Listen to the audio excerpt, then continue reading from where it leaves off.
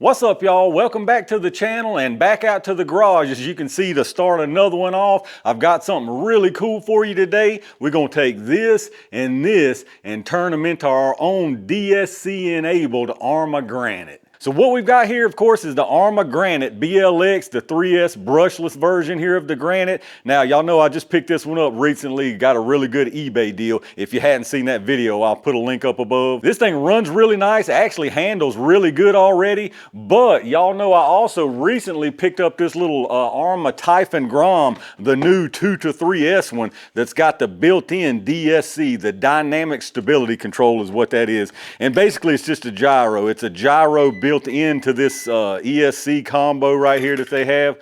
So you can see we'll let it go on. Y'all have seen it already. I'll leave a link to this video too, but basically it's a gyro. It helps correct your steering from oversteering or whatever. So I got to thinking to myself, I wonder how it would feel to have a granite like that. Now y'all probably also know that they just announced the 1/10 scale versions of the Typhon and the Vortex that actually has this stability control system already in it. So I'm definitely gonna get one or probably both of those, but no mention of the Granite yet, and I actually really like this truck. So what I did was pick up this SkyRC model GC401 gyro. This is basically the same exact thing as what's in the DSC system. It's a gyro that's going to control or correct my steering from oversteer. Now they have a couple of different models. This again is the GC401. This one was like 45 bucks. The more basic one is 40 bucks. The only difference in these is this one has 3 different drive modes, they call it. It's basically a low, medium, high. They talk about you know, short distances, some curves, standard mode, and then high curves with long distances. So it's basically just kind of weird translation. It's pretty much low, medium, high, as you can see there. Now these also have the ability to use a 3rd channel and remotely control the gain on it. So what I'm going to try to do is use this SLT3, this little rocker right here, or toggle switch I should say. This is your 3rd channel. It's an up and a down. I'm hoping that'll work with this. If not, that's the good thing about this model here is instead of just the little tiny gain, which the other one has to control the gain, I can go to 3 different settings and just kind of make it easier for a low, medium, high. But hopefully we'll be able to get it to work on this 3rd channel toggle switch. Even if we do, it's obviously not going to be optimal because you don't know like where the center is. So you just kind of got to guess up and down by maybe moving the car. If I had a screen, it would be okay with the toggle, or if I had a knob for the 3rd channel where I could see where the center was. Now as far as what's in the box with the gyro, we've got our instructions there. Here's the actual gyro, really small. You can see there you've got the input and output for the steering servo,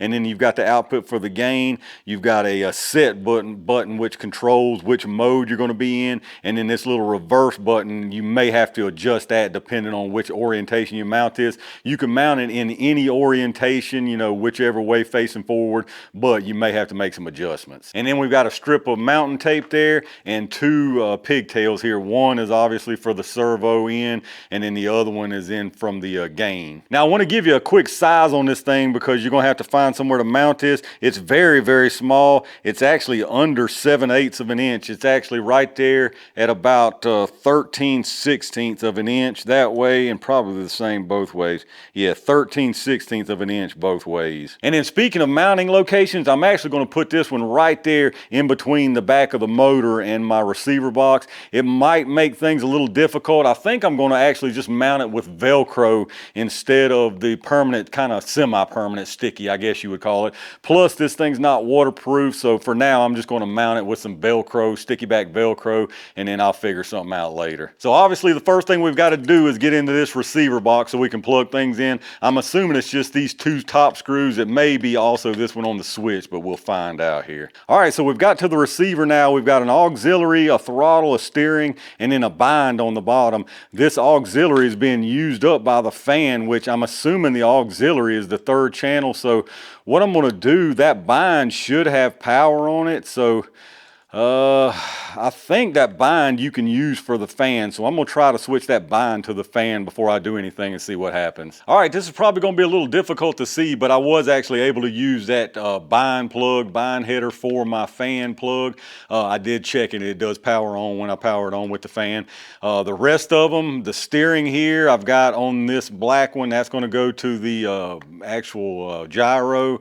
And then the middle one, of course, throttle I didn't mess with. And then the top one, auxiliary, that's this one right here that's going to be the gain from the gyro. So let me just pop this receiver box top back on and then we'll mount that gyro up. All right, let's see if we can get the gyro side connected and get it mounted up. Now you got 3 connections here. So on the top, that's from the receiver, from the servo output on the receiver. The bottom one is going to the servo on the truck. And then the middle one is that gain that I've got hooked to the auxiliary port on our receiver. So this one's our servo from the vehicle. So that goes on the bottom on the servo thing. Make sure you put it in the right way. Next one's going to be this red one. This is for the gain coming from the auxiliary on the receiver. And then the last one here, of course, is coming from the servo output on the receiver. All right, I went ahead and stuck it down to the bottom there, as you can see with the Velcro. I might have to go ahead and put some double-sided tape instead of that Velcro. I don't know if that's going to hold it firmly enough. It should be okay for us to do some testing though. So I guess the only thing to do now is see if it actually works. It should just fire right up right out of the box and do its thing. Now you're supposed to leave it alone after you turn it on for just a couple of seconds and let it calibrate or whatever. We've got a red LED on in the bottom. I mean, I'm assuming that's it. That's all it was supposed to do there. So let's see what happens. Now I don't have any. I mean, I have a little bit of movement, but I don't think that's anything as far as any kind of stability. I think that's just steering slop. All right, I was getting ready to see what the instructions had to say, but check this out. When I hold down this 3rd channel, then it's working. So when I hold down B, yeah, B works too.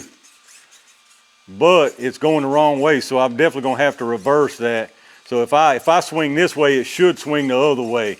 So it's going reverse. All right, I flipped the reverse button and got that fixed. So as you can see, when I spin that way now, left, the tires go right, right, the tires go left. So it's definitely working. The only problem is it's not working at all unless I have this 3rd channel toggle press. So I guess I'm gonna have to bust out the instructions and take a look. All right, y'all, I got all this buttoned up, got everything kind of tied up out of the way. You can see the gyros mounted down there. I did go ahead and mount it with double-sided tape. It was a little too wobbly with that Velcro. Unfortunately, I'm not gonna be able to use the remote gain function yet, not with this SLT3, just because of how this is a momentary switch and there's no way to program this that I know of. Let me know if y'all have some way that you can change the program, change the function of this channel 3 on this SLT3. I don't think there is. So for now, I've got it just where you can adjust it here on the thing with the set button. Now it's a little bit weird to do the adjustment because you have to turn it off, hold the set button, and use your steering wheel to adjust the gain. Now you do still have those 3 drive modes, so once you get your gain adjusted, you can do that on the fly. You do still have to get to that little set button, unfortunately, but this is probably going to be an opportunity for me to upgrade my transmitter anyway. I've been wanting to upgrade to one of the Spectrums. I can't remember the model, not that ruggedized one, but the model right up under that, the unruggedized one. So hopefully I'll do that soon, and that way I can put all these things on the same transmitter anyway. But as you can see, for now it is working perfectly, so no problem with the function of it. And I can turn it all the way down, basically disable it completely to do some testing. There you can see gyro's still on, but I've got the gain completely turned down to nothing, so there's no activity at all. So let's take this thing outside and do a few laps with it to see if this is even worth the trouble. All right, let's make us a few laps out here, y'all. This is with the stability control completely off. Let me get up here and make sure though. I'm pretty sure it is completely off. Should be no waggling. Yeah, no waggling there. So completely off right there with the stability control. And this track is dry and dusty today. So this ought to be a good comparison. I mean, I tell you, these tires are nice though. These tires really make a big difference out here. They grip big time. Although I hadn't got on it like any, I'm probably an 8th throttle. Like seriously, probably an 1/8 of the weight on the throttle. If I punch it, it just completely is just gonna wipe out. You can see, I mean, it just comes up off the ground basically and floats on down through there. I forgot I got to get on the brake at the end. So it's definitely loose. I mean, not super loose though, because I know I can't get on it that much. Oh, all right, let's try that again. See if I can keep it with the wheels down. I tell you what, it is cold out here today, buddy. That wind's kicking and it's cold out here. I think winter has crept on in. I think maybe one day next week's supposed to be pretty decent, but after that, it's winter time. Yeah, see those little spin outs right there where I'm trying to keep on, see like right there, I'm curious if it'll do anything for that. That was me just having to get on the brake kind of right there. Maybe I should adjust my brake power down a little bit maybe. That way when I have to really punch those brakes, it doesn't slide like that, because that right there is me getting on the brake and sliding it in the turn. But I will say one thing, I mean, I can't go very fast even down the straight and keep it straight. So hopefully that gyro is definitely going to have an effect on that, if nothing else.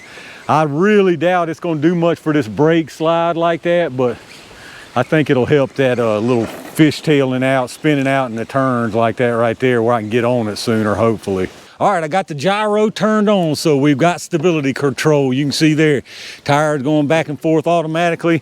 Now, this thing's a little difficult to set gain. I've got us on the second profile setting, but as far as gain, I'm really not sure, honestly, because it's just so difficult without the remote. So honestly, if you are gonna mess with one of these, I would definitely recommend just getting the 301, I think it is, with the little knob on it if you don't have a remote controller, because you have to do like a little steering wheel turn, but it doesn't say like which, how much is what. So it's just weird. I'm gonna fix that though. Y'all let me know, give me some suggestions. I was actually looking at the DX6, I think it is, that Spectrum transmitter, but I did some reading and realized that it won't work with this SLT 300 or SL, whatever 300 this is, the receiver. So I'd have to change that. So let me know like maybe what's a good transmitter, or should I just go ahead and change the receiver out? So as far as this difference though, there's a difference for sure, no doubt about it. Like I'm able to get off the gas